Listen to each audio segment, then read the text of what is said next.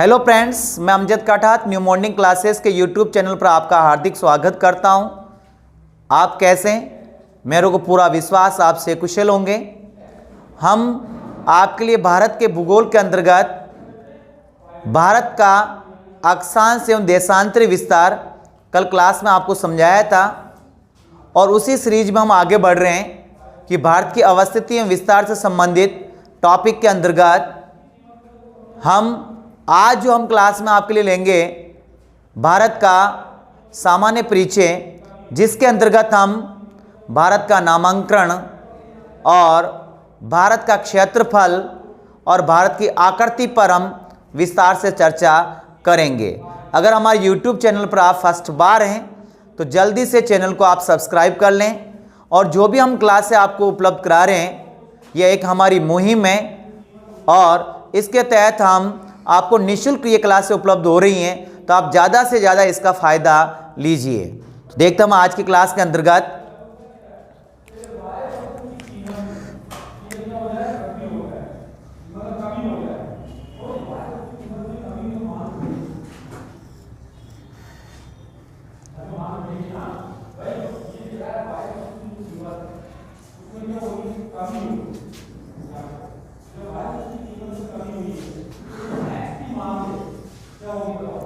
आज की क्लास के अंदर हम पहली वाली क्लास के अंदर हमने भारत का अक्षांश एवं देशांतरी विस्तार और भारत का उत्तरतम, दक्षिणतम, पश्चिमतम, पूर्वी बिंदु पे हम विस्तार से चर्चा की है।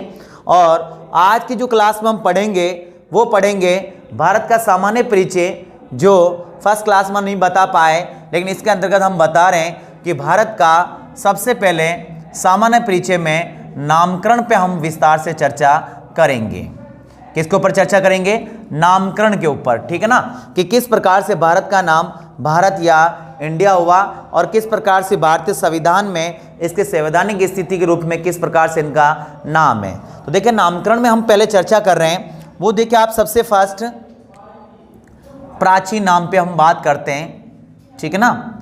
प्राचीन नाम में अगर हम बात करें काफ़ी समय पहले, तो इस भारत को किस नाम से जाना गया? वो जाना गया जम्बू द्वीप के नाम से। किसके नाम से जाना गया? जम्बू द्वीप।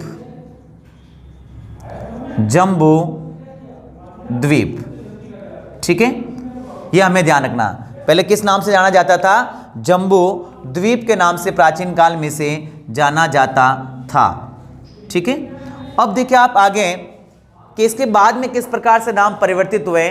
आर्य भारत में आए, उत्तर भारत में बस गए थे और उसके दरमियान इसका नाम आर्यवर्त के नाम से भी पुकारा गया।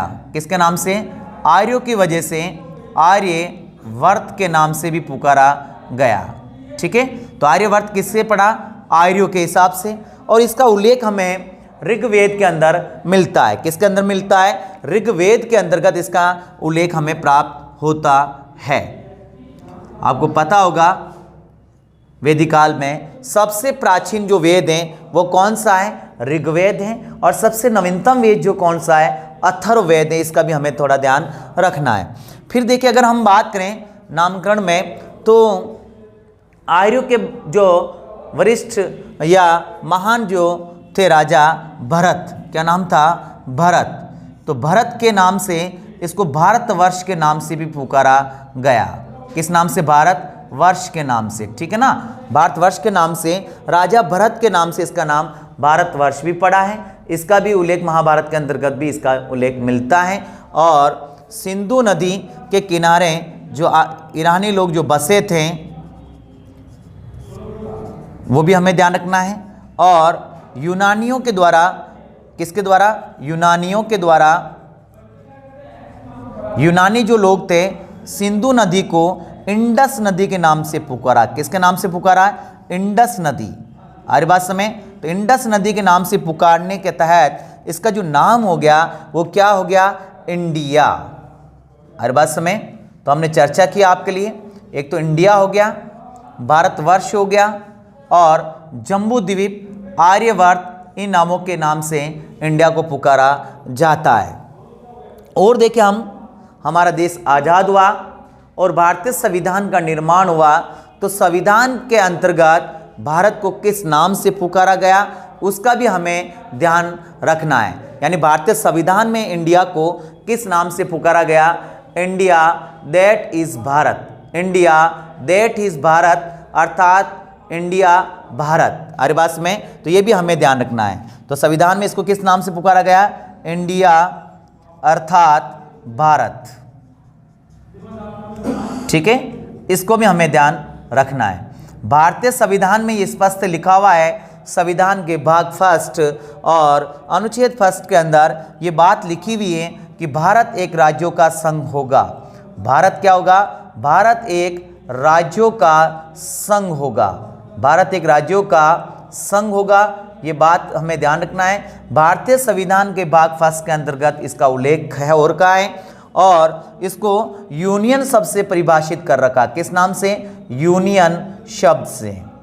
ठीक है, तो यूनियन शब्द का उल्लेख भारतीय संविधान में उल्लेखित है, यह भी हमें फोकस करना है। और अमेरिका के अंदर जो संविधान के अंतर्गत राज्यों को किस नाम से संबोधित कर रखा है? फेडरेशन शब्द से कर रखा। किस नाम से? फेडरेशन। ठीक, ये काफी बार एग्जाम आ रखा है कि यूनियन रूप से शब्द से के रूप में इसको परिभाषित कर रखा है। तो यहां तक आपको बिल्कुल समझ में आ गया होगा। ठीक है ना। और अक्षांश देशांतर विस्तार हम ऑलरेडी पहले से पढ़ चुके हैं। अब देखिए आगे हम बात करते हैं नामकरण के बाद में कि इसकी आकृति किस प्रकार की है, वो भी हमें ध्यान रखना है। भारत की आकृति के बारे में हम चर्चा कर लेते हैं, यानी आकार। ठीक है, तो देखिए आप आकार की दृष्टि से अगर हम देखें तो किस नाम से भारत को, या किस प्रकार का आकार है भारत का? आकृति।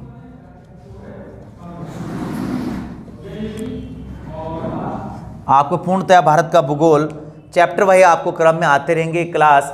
आप बस निरंतर हमारी क्लास से जुड़े रहिए ताकि आपका ज्योग्राफी अच्छा हो जाए। अदर क्लासें भी हमारे यूट्यूब चैनल पर उपलब्ध हो रही हैं। वर्तमान में रिट का एग्ज़ाम है, तो रिट की सेकंड लेवल की इंग्लिश फर्स्ट लेवल और दोनों लैंग्वेज आ रही है। आप क्लास से जुड़े रहिए ताकि आप रिट का भी फ़ायदा ले सकें। तो आकृति किस प्रकार की भारत की जो देखें आप, वो किस प्रकार की है? चतुष्कोणीय। किस प्रकार की आकृति है? चतुष्कोणीय। ये भी हमें ध्यान रखना, ठीक है ना। चतुष्कोणीय ये भारत का आकार या हम आकृति कह सकते हैं। ठीक है, तो आज की जो क्लास में हम ले रहे हैं क्या क्या, एक तो नामकरण हो गया, एक इसका आकृति हो गई, और तीसरा जो टॉपिक होगा वो होगा क्षेत्रफल। क्या होगा? क्षेत्रफल, कि भारत का क्षेत्रफल कितना है।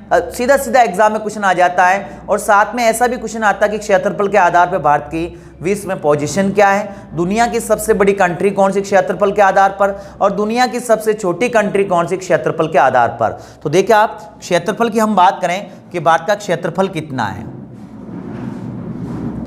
क्या बात कर रहे हैं हम? क्षेत्रफल। तो देखिए भारत का जो क्षेत्रफल है वो कितना है?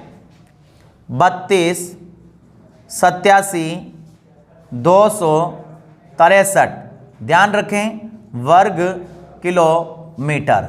ये हमें ध्यान रखना। भारत का क्षेत्रफल कितना है? 32,87,263 वर्ग किलोमीटर भारत का क्षेत्रफल है, जो दुनिया के कुल क्षेत्रफल का 2.4% हिस्सा है। दुनिया के कुल क्षेत्रफल का कितना है?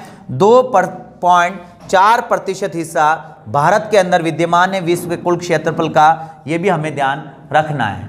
ठीक है, अगर हम बात करें कि क्षेत्रफल की दृष्टि से भारत का विश्व में स्थान कौन सा आता है, तो ध्यान रखें भारत का विश्व में स्थान 7वां आता है। भारत का विश्व में स्थान कौन सा आता है? 7वां आता है। और प्रथम जो स्थान आता है वो किस कंट्री का आता है? वो रूस का आता है। किस कंट्री का आता है? रूस का। तो ये चीज़ में हमें ध्यान रखना है। मैं आपको 60 बड़ी जो कंट्रियां हैं क्षेत्रफल के आधार पे, उसकी मैं ट्रिक लेकर आया हूं आपके लिए। आप आसानी से उसको कभी भूल नहीं पाओगे, याद कर लोगे कि दुनिया की 7 बड़ी कंट्री कौन कौन सी है क्षेत्रफल के आधार पर। देखिए आप इसकी ट्रिक जो मैंने बनाई है आपके लिए सरल तरीके से, कि आप इसको आसानी से याद कर सकते हैं। तो देखिए इसकी ट्रिक का वो है रुख, चीबा, भारत। क्या है ट्रिक? रुख, चीबा, भारत। देखा आप रुख, चीबा, भारत। है ना, रुचिबा भारत। एक एक शब्द से आपको पूरी कंट्री का क्रम आपको क्लियर हो जाएगा। देखिए आप रूस से क्या होगा भाई, रूस, ये दुनिया का क्षेत्रफल की दृष्टि से प्रथम स्थान रखने वाली कंट्री हो गई रूस। हर बात समय, हाँ। और सेकंड देखिए आप क्या होगा, कनाडा, ये सेकंड नंबर पे हो गया, ठीक है।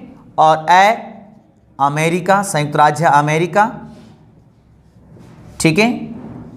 और चीन से क्या होगा, चीन। बा से क्या होगा भाई, ब्राजील। कंट्रियों क्रम कभी कभी आ जाता है कि क्षेत्रफल की दृष्टि से विश्व के राष्ट्रों का आरोही क्रम क्या है, अवरोही क्रम क्या है, किसी भी प्रकार से क्वेश्चन पूछा जा सकता है। ऑस्ट्रेलिया, आ से क्या होगा, ऑस्ट्रेलिया। और 1 2 3 4 5 6 7 नंबर पे हम बात कर रहे हैं, सीधी कौन सी कंट्री आ गई, भारत, जो क्रमांक कौन सा हो गया, 7वां हो गया। कौन सा क्रमांक हो गया, 7वां क्रमांक भारत का हो गया है। आया समझ में आपके? तो क्षेत्रफल जो भारत का कितना है, 32,87,263 वर्ग किलोमीटर है, जो विश्व के कुल क्षेत्रफल का 2.4% हिस्सा रखता है। और दुनिया में क्षेत्रफल की दृष्टि से जो सबसे बड़ी कंट्री है वो कौन सी कंट्री है, रूस है। और भारत का जो स्थान कौन सा आता है, वो 7वां आता है। ये भी हमें ध्यान रखना। हम साथ में देखिए आप ये भी क्लियर कर लेते हैं कि दुनिया की सबसे छोटी कंट्री क्षेत्रफल में कौन सी है। सबसे छोटी कंट्री यानी सबसे छोटा देश है ना, सबसे छोटा राष्ट्र, तो यह आपके ध्यान रखें, वेटिकन सिटी।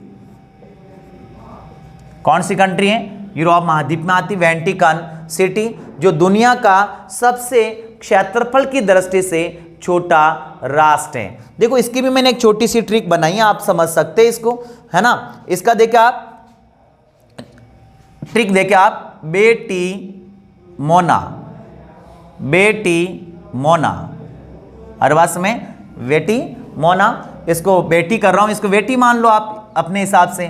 तो देखो आप फर्स्ट सबसे छोटी कंट्री कौन सी हो गई, वेटिकन सिटी, हर बात समय। और सेकंड लास्ट की भी हम साथ में चर्चा कर लेते हैं। सेकंड लास्ट हर बात दुनिया में क्षेत्रफल की दृष्टि से मौ से क्या हो जाएगा, मोरक्को, मौ से क्या हो जाएगा, मोरक्को, हर बात समय। और ना से क्या हो जाएगा, नारू।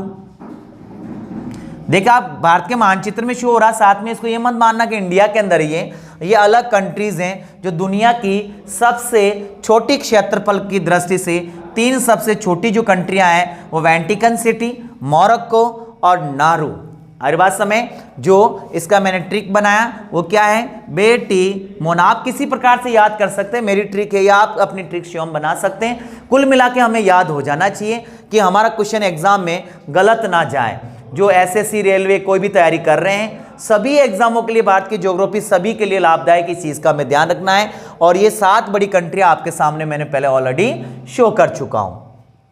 अब देखिए आप, हम इंडिया ही पढ़ रहे हैं क्षेत्रफल में, तो क्यों ना हम भारत के राज्यों की चर्चा भी कर ही लेते क्षेत्रफल में, है ना। क्योंकि ऐसा क्वेश्चन आ जाता कभी, तो देखिए क्वेश्चन अगर एग्जाम में आ जाए कि क्षेत्रफल की दृष्टि से भारत का सबसे बड़ा राज्य कौन सा, क्षेत्रफल की दृष्टि से भारत का सबसे बड़ा राज्य कौन सा है, तो ये जो राजस्थान राज्य जो आता है यहाँ पर, ये क्षेत्रफल की दृष्टि से भारत का सबसे बड़ा राज्य है। क्षेत्रफल में हम बात कर रहे हैं, ठीक है, जो भारत के कुल क्षेत्रफल का 1/10 भाग है। ध्यान रखा, भारत के कुल क्षेत्रफल का 1/10 भाग हिस्सा रखता है क्षेत्रफल की दृष्टि से। और साथ में सबसे छोटा स्टेट की भी बात कर लेते हैं। क्षेत्रफल की दृष्टि से भारत का सबसे छोटा जो स्टेट है वो कौन सा आएगा, यहां पर आएगा। और वो कौन सा स्टेट होगा भाई, वो गोवा होगा। हर बात समय क्षेत्रफल में अक्सर ज्यादातर लोग इसको जनसंख्या की दृष्टि से छोटा मान लेते हैं। ध्यान रखें आप, जनसंख्या की दृष्टि से छोटा अगर भारत का कोई राज्य है तो वो कौन सा आएगा, सिक्किम आएगा। कौन सा आएगा, सिक्किम आएगा, वो चीज हमें ध्यान रखना है। और कभी कभी केंद्र शासित प्रदेश से जुड़े हुए क्वेश्चन एग्जाम में आ जाते हैं क्षेत्रफल में, है ना। क्यों हाल ही में केंद्र शासित प्रदेश में भी बदलाव हुआ। आपको पता होगा भारत में 2 नए केंद्र शासित प्रदेशों का सर्जन हुआ 31 अक्टूबर 2019, जिसमें लद्दाख और जम्मू कश्मीर स्टेट को समाप्त करके 2 नए केंद्र शासित प्रदेश बने। तो इसमें क्षेत्रफल में काफी परिवर्तन आया है केंद्र शासित प्रदेशों के अंतर्गत। अगर क्वेश्चन बन जाए कि क्षेत्रफल की दृष्टि से भारत का सबसे बड़ा केंद्र शासित प्रदेश कौन सा होगा, तो ध्यान रखना है क्या होगा, लद्दाख होगा। पहले क्या होता था, अंडमान निकोबार द्वीप समूह था। तो ये परिवर्तन हो गया है, सबसे बड़ा हो गया केंद्र शासित प्रदेश में। और भारत में वर्तमान में कितने केंद्र शासित प्रदेश हैं, 8 है, ध्यान रखें आप। और राज्य कितने हो गए, 28। ये आंकड़ा भी थोड़ा हमें ध्यान रखना है ना। और लद्दाख और जम्मू का जो सर्जन हुआ है वो कब हुआ है, 31 अक्टूबर 2019 को हुआ है। और क्षेत्रफल और जनसंख्या की दृष्टि से सबसे छोटा जो केंद्र शासित प्रदेश है वो क्या होगा, लक्षद्वीप होगा। देखो लद्दाख ये वाला एरिया आ रहा है, इसका हमें ध्यान रखना, लद्दाख हो गया ये। और लक्षद्वीप जो सबसे छोटा है वो यहां पर आएगा, है ना। इस चीज का थोड़ा हमें ध्यान रखना है। तो आज के जो टॉपिक में हमने चर्चा की है, हमें टुकड़ों में पढ़ना है, किसी न किसी प्रकार से हमें याद हो जाना चाहिए ना।